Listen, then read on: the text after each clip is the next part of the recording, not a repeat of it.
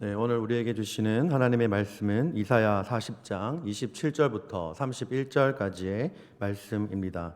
이사야 40장 27절부터 31절까지의 말씀, 우리 한 목소리로 함께 읽도록 하겠습니다. 야곱아, 어찌하여 내가 말하며 이스라엘아, 내가 이르기를 내 길은 여호와께 숨겨졌으며 내 송사는 내 하나님에게서 벗어난다 하느냐? 너는 알지 못하였느냐? 듣지 못하였느냐? 영원하신 하나님 여호와 땅 끝까지 창조하신 이는 피곤하지 않으시며 곤비하지 않으시며 명철이 한이 없으시며 피곤한 자에게는 능력을 주시며 무능한 자에게는 힘을 더하시나니 소년이라도 피곤하며 곤비하며 장정이라도 넘어지며 쓰러지되 오직 여호와를 앙망하는 자는 새 힘을 얻으리니 독수리가 날개치며 올라감 같을 것이요 다른 박질하여도 곤비하지 아니하겠고 걸어가도 피곤하지 아니하리로다. 아멘. 네, 오늘 말씀은 이사야 40장 27절부터 31절까지의 말씀을 함께 나누도록 하겠습니다. 세상에는 다양한 물이 존재합니다. 하늘에서 내리는 빗물도 있고요. 그리고 땅에서 솟아나는 샘물, 그리고 산과 산 사이에 흐르는 계곡물, 그리고 넓게 펼쳐지는 강물이 있습니다. 그런데 이 모든 물은 결국 한 곳으로 향하게 되죠. 그것은 바로 바다입니다. 바다가 가장 큰 물이 되는 것은 어떤 물이든 가리지 않고 그것을 받아내기 때문이죠. 맑은 물이든 탁한 물이든 따뜻하든 차갑든 바다는 그것을 거부하지 않습니다. 위대한 사람은 자신과 다르고 불편한 이들을 기꺼이 받아들이는 넓은 품을 지닌 사람이 바로 위대한 사람이 아닐까 생각이 됩니다. 그런데 바다는 이 물을 어떻게 다 받아들일 수 있을까요? 그것은 바다가 가장 낮은 곳에 있기 때문입니다. 높아지려 하지 않고 스스로 낮추기 때문에 모든 곳이 그곳으로 흘러 들어가는 것이죠. 바다가 위에 있는데 그리고 밑에 물이 있는데 밑에 있는 물이 올라가기는 어려울 것입니다. 아마 펌프로 끌어올리지 않는 이상 자연스럽게 물은 위에서 아래로 흐르게 되어 있죠. 진정한 위대함은 바로 낮아짐에서 시작됩니다. 겸손한 자리에 머물 때 다른 이들의 삶과 아픔과 그리고 하나님의 은혜까지도 우리가 받아들일 수 있습니다. 겸손한 자리에 머물 때 우리는 다른 사람들을 품어줄 수가 있다라는 것이죠. 하지만 우리가 타고나기를 인간의 본성은 그렇지 않다라는 것을 발견하게 됩니다. 우리는 높아지기를 원하고 인정받고 싶어 하죠. 사탄은 아담과 하와에게 그 마음을 파고 들어서 이렇게 말했죠. 너희가 마치 하나님처럼 될 것이다 라고 말했습니다. 근데 그 말에 속아 결국 아담과 하와는 죄를 범하게 되었죠. 하나님께서는 계속되는 인간의 반복되는 죄 가운데서도 그 창조하신 피조물을 사랑하셨습니다. 하나님께서 하나님의 언약 백성인 이스라엘 백성들을 사랑하셨죠. 그들이 복된 민족, 거룩한 나라로 서기를 원하셨습니다. 하지만 그 길은 낮아짐을 통해서만 가능했죠. 겸손할 때 하나님의 말씀이 그들의 심령 가운데 흘러 들어갈 수 있기 때문입니다. 그런데 이스라엘 백성들은 그럼에도 불구하고 자꾸 높은 자리를 차지하려고 했고 교만했고 하나님의 뜻에 따라 살아가는 것이 아니라 하나님의 말씀을 거역하는 자리에 섰습니다. 결국 하나님 앞에 목을 곧게 세우고 우상을 따르고 자기 욕심대로 살았던 것이죠. 그래서 그들의 마음은 마치 하나님의 말씀이 스며들 수 없는 땅처럼 딱딱하게 굳어져 버렸습니다. 하나님께서 결국 참지 못하시고 그들을 징계하셨습니다. 외면하신 것이 아니라 그들을 사랑하셨기 때문에 바른 길로 돌이키기 위해서 하나님의 사랑의 매를 드신 것이죠. 여러분, 이스라엘 백성들의 그런 나라가 어떻게 역사가 흘러갔는지 잘 아실 것입니다. 솔로몬 왕 이후에 이스라엘 백성들의 그 나라는 남북으로 갈라졌고 북이스라엘은 아수르에 의해서 멸망당하였죠. 남유다는 역시 바벨론의 침략을 받았고 마침내 주전 586년에 예루살렘은 함락되었습니다. 성전은 무너지고 백성들은 포로가 되어 낯선 땅으로 끌려가게 되었죠. 여러분, 이 고난은 단순한 심판이 아니었습니다. 그들의 교만을 깨뜨리고 다시 낮아지게 하려는 하나님의 뜻이 그 가운데 있었죠. 바로 낮아져야지만 다시 회복할 수 있기 때문입니다. 그러나 포로로 끌려간 백성들의 마음은 이런 하나님의 뜻을 모르고 절망으로 가득했습니다. 시편 137편 1절 말씀에 그들의 탄식이 기록되어 있습니다. 이렇게 기록합니다. 우리가 바벨론의 여러 강변 거기에 앉아서 시온을 기억하며 울었도다 라고 말합니다. 그들은 하나님께 부르짖었지만 시간이 지나도 아무런 변화가 없자 결국은 낙심하고 원망하기 시작했습니다. 하나님께서 우리를 잊어버리신 것 같다. 하나님께서 우리가 이렇게 고통받는 것을 모르시는 것 같다. 아니면은 이제 하나님께서 지치신 게 아닐까라고 이제 생각을 하며 하나님께 이런 불평을 늘어놓았습니다. 오늘 본문 27절 말씀에서 바로 이런 그들의 원망을 보여줍니다.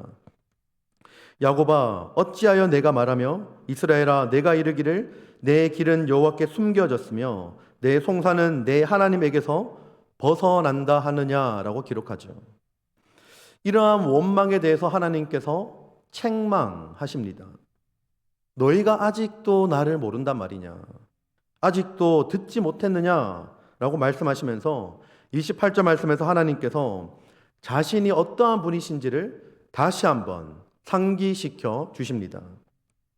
영원하신 하나님 여호와, 땅 끝까지 창조하신 이는 피곤하지 않으시며 곤배하지 않으시며 명철이 한이 없으시며 라고 말씀하시면서 피곤한 자에게 능력을 주시고 무능한 자에게 힘을 더하시는 분이 바로 하나님이라는 사실을 다시 한번 깨우쳐 줍니다. 여러분, 이스라엘 백성들은 모르고 있었습니다. 하나님께서 이미 그들을 위로하고 계신다라는 사실을 잊어먹고 있었죠. 이사야 40장 1절 말씀에 하나님께서 말씀하셨습니다. 너희의 하나님이 이르시되 너희는 위로하라, 내 백성을 위로하라 라고 기록합니다. 하지만 고난의 눈이 가려져서 그들은 하나님의 위로를 바라보지 못했습니다. 하나님께서 아무 일도 하지 않으신 것이 아니었죠. 여러분, 다니엘과 에스겔을 통해서 말씀하셨고 예루살렘에는 예레미야가 있었습니다. 다니엘과 그의 친구들은 믿음을 지키면서도 바벨론에서 가장 높은 자리에 올랐죠. 이것이야말로 하나님께서 여전히 그들과 함께 하신다라는 증거였습니다. 하지만 사람들은 하나님이 침묵하신다고, 아무 일도 하지 않으신다고 불평을 늘어놓았습니다. 여러분, 오늘날에도 이러한 현상은 여전히 벌어집니다. 교회를 20년, 30년, 50년 넘게 다니신 분도 계실 텐데 크게 기억에 남는 설교 말씀이 없다라고 말씀하시는 분이 계세요. 많이 있죠. 네. 그 말씀을 그렇게 말씀을 하시고는 이제 그런 은혜를 잊고 원망까지는 아니더라도 그냥 잘 생각나지 않는다라고 말씀하시면서 그렇게 지나가시는 분들도 있고, 때로는 참 스스로를 또 한탄하시면서 또 원망하시는 분들도 있죠. 여러분, 그런데 이것을 반대로 생각해 보면 이렇게 표현할 수 있을 것입니다. 내가 만약에 40년, 50년 동안 밥을 먹었지만 무슨 음식을 먹었는지 잘 기억이 안 납니다. 하지만 그 음식들이 나를 지금까지 살게 했습니다. 여러분, 이 발언에 대해서 어떻게 생각하시나요? 물론 우리가 맛있는 거를 먹기 위해서 외식할 때가 있죠. 맛있는 거를 먹기 위해서 때로는 식당에 가서 맛있는 음식을 먹을 때도 있습니다. 하지만 우리가 항상 외식을 하는 것은 아니잖아요. 집에서 된장찌개를 끓여 먹고 김치찌개를 끓여 먹고 때로는 물에 밥 말아서 고추 찍어 먹을 때도 있잖아요. 그런 것처럼 여러분, 그런 평상시에 우리의 삶을 지탱해 줬던 그런 밥들이 우리를 지금까지 키워왔다라는 것이죠. 한 번씩 하는 그 특별한 외식이 우리를 키워온 것이 아니라 평상시에 우리가 먹는 음식으로 하여금 우리가 지금 이만큼 나이가 먹고 성장해 왔다라는 것이죠. 여러분, 하나님의 은혜도 그렇습니다. 특별한 날에만 역사하시는 것이 아니라 우리가 모르는 순간에 끊임없이 하나님께서는 우리를 붙드시고 공급해 주십니다. 여러분, 어머니가 아이가 깨기 전에 아침창을 이렇게 막 차리고 학교 갈 준비를 해놓는 것처럼 하나님께서도 우리가 자고 있는 사이에도 계속 일하고 계신다라는 것이죠. 우리가 깨닫지 못할 뿐이지 하나님께서는 결코 쉬는 법이 없으십니다. 교회에서 들었던 수많은 말씀이 생각나지 않더라도 여러분, 그때그때 주신 말씀으로 인해서 내가 이만큼 성장해 있다는 사실을 잊어서는 안 됩니다. 그래서 보이지 않는 하나님의 위로가 늘 고난보다 크고 하나님의 은혜는 언제나 우리보다 앞서 있다는 사실을 우리는 기억해야 합니다. 여러분, 오늘 말씀을 보시면 지치다, 피곤하다라는 단어가 계속적으로 반복해서 언급되고 있습니다. 여러분, 이것은 이스라엘 백성들의 낙심이 그만큼 크다라는 것을 보여주죠. 그들은 바벨론 포로로 끌려간 상황 속에서 자신들의 삶에 아무런 변화가 없고 하나님께서 자신들을 마치 잊어버리신 것 같은 그런 깊은 절망에 빠져 있었습니다. 그래서 27절 말씀에서 이사야는 백성들의 탄식을 이렇게 전하는 것이죠. 야곱아, 어찌하여 내가 말하며 이스라엘아 내가 이르기를 내 길은 여호와께 숨겨졌으며 내 송사는 내 하나님에게서 벗어난다 하느냐라고 기록합니다. 여러분, 이 말씀을 보면 언뜻 뜻이 와닿지 않을 것 같습니다. 저도 사실 이 말씀을 봤을 때 선뜻 뜻이 와닿지가 않았습니다. 그래서 이것을 표준 세번역으로 다시 한번 표준 세번역 성경으로 다시 한번 읽어보겠습니다. 이렇게 됩니다. 야곱아, 내가 어찌하여 불평하며 이스라엘아, 내가 어찌하여 불만을 토로하느냐? 어찌하여 주께서는 나의 사정을 모르시고 하나님께서는 나의 정당한 권리를 지켜주시지 않는다 하느냐라고 말합니다. 조금 더 뜻이 확 와닿지 않습니까? 네, 여러분, 지금 이 말씀은 이스라엘 백성들 스스로 생각하기를 더 이상 하나님께서 자신들의 형편을 돌아보지 않는다라고 느끼고 있는 것이죠. 차라리 이런 상황 가운데 하나님의 반응이라도 있으면 좋겠는데, 그런데 아무런 반응도 없이 그냥 가만히 계시는 것 같은 이런 상황이 이스라엘 백성들은 도저히 견디기 힘들었던 것입니다. 여러분, 우리도 이스라엘 백성들의 마음과 똑같이 느낄 때가 있습니다. 아무리 기도해도 하나님께서 응답하시지 않는 것처럼 느껴지고 열심히 믿음으로 살려고 애쓰지만 상황은 달라지지 않을 때 우리는 이렇게 속으로 외칩니다. 하나님, 제 형편을 아시기는 아시는 건가요? 제 기도는 대체 어디로 가고 있습니까? 제 기도는 대체 누가 듣고 있는 겁니까? 왜 내게 이렇게 열심히 기도하는데 아무런 일도 일어나지 않습니까? 라고 생각할 수 있다라는 것이죠.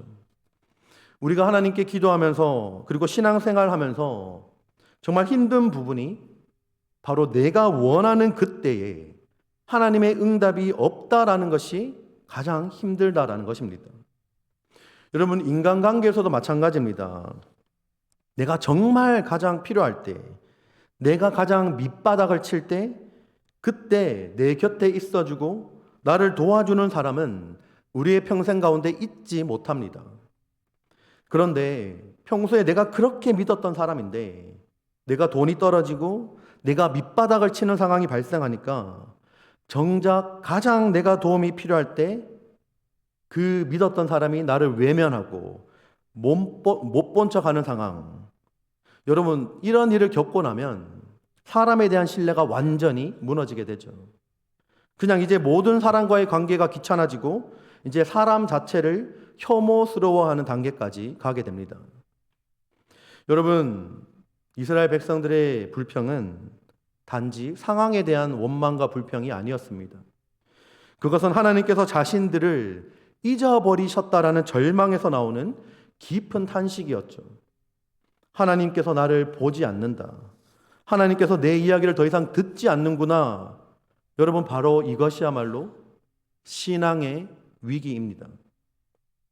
하나님께서 계시지 않는다라는 것이 아니라 하나님께서 계시지만 나에게 무관심하시다라는 생각이 우리의 마음 깊이 자리 잡을 때 우리는 지치고 우리는 무너집니다. 하지만 오늘 본문은 그런 절망의 자리에서 하나님께서 우리에게 건네시는 그런 확신과 위로의 말씀입니다. 28절 말씀을 한번 보시길 바랍니다. 함께 읽겠습니다. 너는 알지 못하였느냐? 듣지 못하였느냐? 영원하신 하나님 여호와 땅 끝까지 창조하신 이는 피곤하지 않으시며 곤비하지 않으시며 명철이 한이 없으시며. 아멘. 여러분, 이 말씀은 마치 하나님께서 우리를 깨우치는 질문처럼 들립니다. 하나님께서 이렇게 말씀하시는 것이죠. 너 그거 모르니? 내가 믿는 하나님은 잠시 잠깐 반짝 나타났다 사라지는 그런 신이 아니라 처음부터 끝까지 모든 것을 다 보고 계시고 한순간도 지치지 않으시며 땅의 모든 것을 창조하신 분이다라는 사실을 지금 하나님께서 말씀하고 계시는 것이죠. 우리는 쉽게 잊어먹습니다. 내가 피곤하면 하나님도 피곤할 것 같고, 내가 절망하면 하나님도 어쩔 수 없다라고 생각하게 됩니다. 내가 낙담하고 절망하는 만큼 하나님을 향한 신뢰와 믿음도 바로 곤두박질 치게 됩니다. 하지만 이사야 선지자는 분명하게 말합니다. 하나님은 피곤하지 않으시고 곤비하지 않으시고 그 하나님의 명철과 그분의 계획과 뜻은 우리의 생각을 훨씬 뛰어넘는다라고 말씀하시는 것이죠. 하나님께서는 우리가 느끼는 모든 일상에서의 피곤함과 고통을 알고 계십니다. 그렇기 때문에 29절 말씀에서 이렇게 말씀하시는 것이죠. 피곤한 자에게는 능력을 주시며 무능한 자에게는 힘을 더하시나니. 여러분, 지금 이스라엘 백성들이 이 말씀을 듣는 상황이 바벨론 포로기 70년 거의 막바지에 접어들었을 때 이 말씀을 듣고 있는 것입니다. 그러니까 거의 정확한 연도는 추측하기 힘들더라도 대략 한 바벨론 포로로 있을 당시에 한 60년이 지났을 쯤, 거의 70년이 다 돼 갈 때쯤 이스라엘 백성들은 이 하나님의 침묵을 경험하고 있고 하나님께서 자신들의 상황을 전혀 살펴주지 않으신다라는 것을 경험하고 지금 말하고 있는 것이죠. 여러분, 이런 가운데 그들이 느꼈을 삶의 고통과 삶의 고됨은 어느 정도 수준일까요? 그냥 삶을 살아내는 것도 버거운데 바벨론 포로로 거의 60년, 70년을 보내고 있는 상황입니다. 여러분, 삶이 얼마나 고달플까요? 참 살기 싫을 때도 있을 것 같습니다. 차라리 죽어버리는 것이 낫겠다라는 생각이 들 때가 있을 것입니다. 얼마나 스스로 무능하다고 생각되며 할 수 있는 게 없다라고 생각이 들었을까요? 이 정도 시간이면 흔히 말하는 학습된 무기력이 몸에 배어있는 시간이기도 할 것입니다. 아무리 봐도 솟아날 구멍은 보이지 않고 하나님께서는 여전히 조용하게 침묵하고 계시고, 그래서 그들이 외쳤죠. 27절 말씀에 내 길은 여호와께 숨겨졌고 내 송사는 내 하나님에게서 벗어난다 하느냐라고 외친 것이죠. 그런데 이런 상황 가운데 이사야 선지자의 입술을 통해서 하나님께서 말씀하시는 것입니다. 온 세상 만물을 창조하신 분은 피곤한 자에게 능력을 주시고 기운을 잃은 사람들에게 기력을 주시는 분이다라고 말씀하시는 것이죠. 여러분, 이 말씀은 포로기에 있었던 이스라엘 백성들에게만 주어지는 것이 아니라 현재 오늘을 살아가는 우리에게 동일하게 주어지는 하나님의 말씀인 줄 믿습니다. 여러분, 오늘날 우리는 너무나 쉽게 무기력증에 빠지게 되고 너무나 쉽게 피로 속에 파묻혀 살아갑니다. 아무 일도 하지 않아도 피곤합니다. 여러분, 그거 아세요? 백수가 더 피곤하다는 사실을요. 백수도 할 일이 많습니다. 굉장히 피곤합니다. 뭘 하지 않았는데도 피곤합니다. 정신적으로 굉장히 고통스럽습니다. 여러분, 해야 할 일은 왜 이렇게 많고 마음의 여유는 왜 이렇게 자꾸 없어질까요? 우리가 열심히 살아가지만 왜 살아야 하는가? 때로는 나는 누구인가 하는 질문은 점점 깊어져 갑니다. 여러분, 헨리 나우웬이라는 한 신학자의 이야기를 여러분과 나누고 싶습니다. 이 헨리 나우웬이라는 사람은요, 하버드 대학교와 예일 대학교에서 교수로 가르치며 전 세계적으로 영향력 있는 작가로 활동을 했습니다. 그렇게 외적으로는 성공한 것처럼 보였지만 그의 내면에는 영적인 탈진이 찾아왔습니다. 그래서 그가 이렇게 고백을 합니다. 나는 너무 바빠서 하나님을 잊고 있었고 너무 지쳐서 진짜 나를 잃고 있었다 라고 고백합니다. 결국 이 헨리 나우웬이라는 분은요, 그의 명예와 그 모든 자리를 내려놓고 캐나다에 있는 그 토론토 근교에 있는 라르쉬라는 공동체로 들어가게 됩니다. 그곳은 지적 장애를 가진 사람들과 함께 살아가는 그런 공동체였는데요. 그곳에서 한 장애인인 아담이라는 그 사람을 돌보고 먹이고 씻기고 계속 손을 잡아주고 함께 동행하는 그러한 단순한 일상을 살게 됩니다. 그리고 그곳에서 이 헨리 나우웬이라는 분은요, 하나님의 사랑과 자신의 정체성을 다시 한번 회복하게 됩니다. 여러분, 여기서 우리는 굉장히 중요한 사실을 배우게 됩니다. 우리의 바쁨은 때로는 우리의 정체성을 위장하고 있다라는 사실입니다. 결국 쉽게 말씀드리자면 내가 이것을 하고 있으니까, 내가 이 일을 하니까 나는 가치가 있다. 나는 이만큼 내 사회에 기여하고 가정에 기여하고 교회에 기여하니까 내 삶 자체는 그만큼 의미가 있다라고 말하는 것이죠. 하지만 하나님께서는 그렇게 말씀하지 않으십니다. 하나님께서 내가 무엇을 하느냐라는 것보다요, 너는 누구냐라고 하나님은 물으십니다. 우리가 해야 할 일에 너무나 분주한 나머지 하나님과의 교제가 멀어지고 그 순간부터 우리의 영혼은 탈진을 하기 시작합니다. 무기력은 하나님 없는 분주함에서 시작됩니다. 우리는 쉴 줄 모릅니다. 멈출 줄 모르고 하나님 앞에 그저 있는 연습이 너무나 부족합니다. 우리가 한번 생각해 보시길 바랍니다. 쉼 없이 뭔가를 해야 우리는 덜 불안합니다. 여러분 한번 생각해 보세요. 우리가 항상 뭔가 가만히 있는 시간이 거의 없고 무언가를 하고 있다는 사실을 스스로를 자세히 보시면 발견하게 됩니다. 쉴 때도 우리 손에는 항상 스마트폰이 들려있죠. 쉴 때도 유튜브를 보고, 쉴 때도 핸드폰을 보고, 기사를 찾아보고, 그게 이제 쉰다라고 표현합니다. 물론 쉬는 걸 수도 있지만 그것조차도 뭔가 새로운 정보를 계속 받아들이고 또 그것에 대한 가치 판단을 하게 되고, 쉬는 것이 마치 죄악시 되는 것처럼 여겨지는 시대를 살아가고 있죠. 뭐라도 해야 안정감을 누리는 시대를 우리는 살아갑니다. 그런데 하나님께서는 오늘도 우리를 향해서 말씀하십니다. 31절 말씀입니다. 함께 읽겠습니다.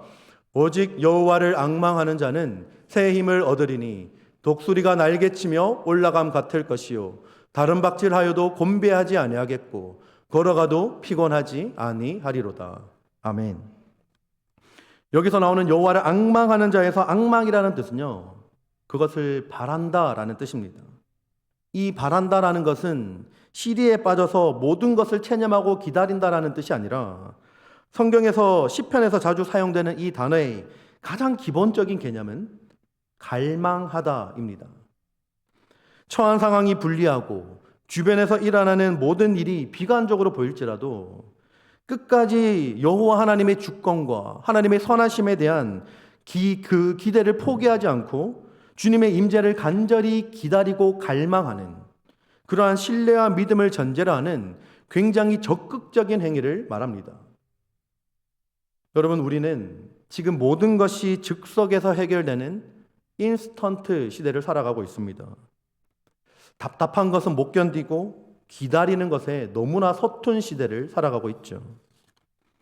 그러나 하나님과의 관계는 기다림과 신뢰 없이는 절대로 깊어질 수가 없습니다.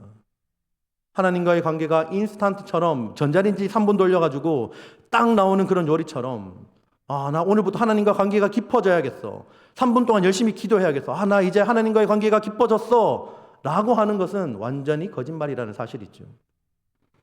여러분, 그렇다면 하나님의 백성이 살아갈 길은 무엇입니까? 그 길은 오직 한 길입니다.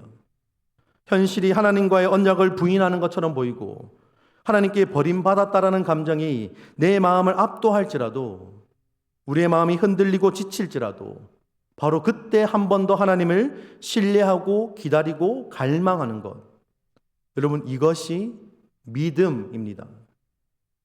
가장 믿기 어려울 때, 가장 믿기 어려운 상황 가운데 우리는 가장 큰 믿음으로 부름받습니다. 여러분, 오늘도 하나님께서는 말씀하십니다. 나를 앙망하는 자는, 나를 갈망하는 자는, 나를 기다리는 자는 새 힘을 얻을 것이다. 여러분, 이 말씀이 바로 우리를 향한 하나님의 음성인 줄 믿으시길 바랍니다. 우리의 현실이 어떠하든지 간에, 우리의 상황이 아무리 어둡고 막막하게 느껴지고 내 기도는 여전히 하나님 앞에 상납되지 않는 것처럼 보일지라도 다시 한번 그 믿음을 요구하는 그 자리 가운데 하나님을 바라보시길 바랍니다. 기다리시길 바랍니다. 신뢰하기를 바랍니다. 그리고 하나님 앞에 멈추어 설 수 있기를 바랍니다. 여러분, 그때 주님께서 말씀하신 이 약속처럼 그때 너는 새 힘을 얻게 될 것이고 다른 박질에도 곤비치 않고 걸어가도 피곤치 않게 될 것이다. 여러분, 이 약속이 오늘날 우리 모두의 현실 속에 살아있는 능력이 되기를 주님의 이름으로 축복합니다. 오늘 우리에게 주신 말씀을 생각하며 함께 좀 찬양하며 나아갔으면 좋겠습니다. 우리 마지막으로 불렀던 나의 영혼이 잠잠히라는 찬양인데요, 참 우리가 잠잠하기가 힘든 시대입니다. 가만히 있기가 힘든 시대를 살고 있죠. 좀 하나님 앞에 잠잠히 머물렀으면 좋겠습니다. 하나님 앞에 좀 멈추어 서는 시간이 우리에게 필요하다라는 것을 인정하시고, 좀 하나님 앞에 잠잠히 하나님을 묵상하시면서 하나님의 이름을 생각하시면서 하나님이 내게 어떠한 일들을 행하셨는지 다시 한번 기억하시면서 하나님 앞에 잠시 머무르는 시간, 이 찬양의 가사처럼 하나님 앞에 나아가는 시간 되기를 소망합니다. 함께 찬양하겠습니다.